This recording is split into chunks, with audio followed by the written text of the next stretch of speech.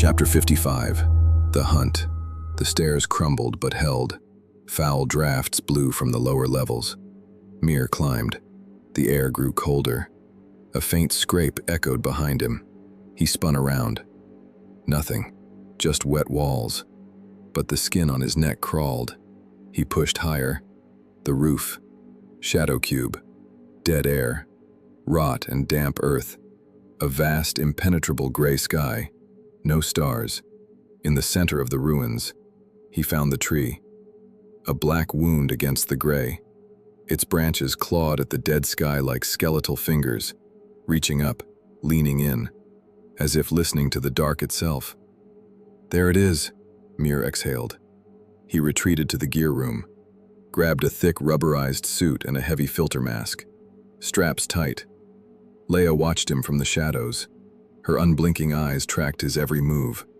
She listened to the ruins outside. "What's out there?" Mir asked. "The dark. And what lives in it." "What?" "Things. Not animals, things," she whispered. "They are blind. But they hear. They feel heat. If you freeze, you hear them breathe. Wet. Heavy. And some are big enough to carry a man off whole. I've heard sounds from up here." "They hunt?" "They hunt. Always. That's all they do." Mir's blood iced over. Step into the dark, and it wakes up. He grabbed a heavy monk flashlight, shook it. Inside, something clicked, and a soft blue glow bled out, steady as a firefly in fog. Not bright, but enough. "Are you going?" she asked. "Yes, I have to." He stepped into the kill zone. The dark hit him like a fist, cold, hungry, watching. The air dragged at his boots. Every step crunched too loud. Dead monks in ripped suits, littering the ground like forgotten trash. He reached the tree, felt the bark. The wood was unnaturally warm.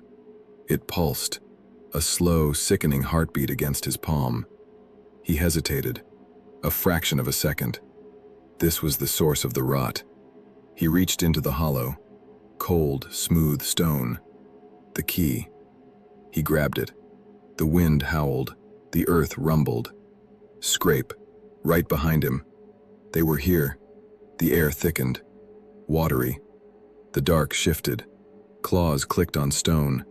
A cold touch grazed his ankle. Mir couldn't move. Couldn't breathe. His legs had forgotten how to work. Heart slammed his ribs. "Run." Mir ran. They were everywhere. Fast, relentless, shadows with teeth. They didn't run. They flickered. Here. Then 3 meters closer. Then right on his heels. The temple door. Salvation. He reached out. Something hit his shoulder like a freight train. Pain detonated. The ground rushed up. He had no time to brace. Just the sky, then nothing. Then stone. The flashlight rolled away. Died. Pitch black. Heavy, wet breathing. Right on his neck. Heat. Stench. "Get up! Fight!" A voice roared in his head. The temple door shrieked open. "Faster!" Leia screamed. Small hands grabbed his wrist. Dragged. Her voice was so small, so young. But she pulled like a grown woman. They slammed the iron door. The dark crashed against it, scratched at the metal, screeched. It waited outside.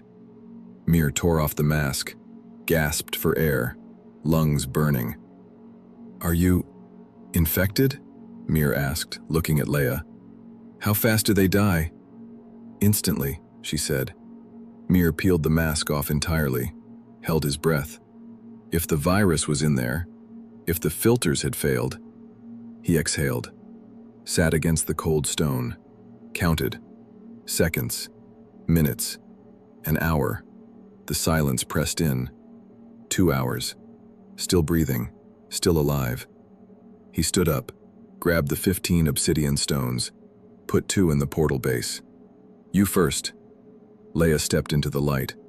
Vanished. Mir took a last breath of the dead air. Gripped the key. Stepped into the portal.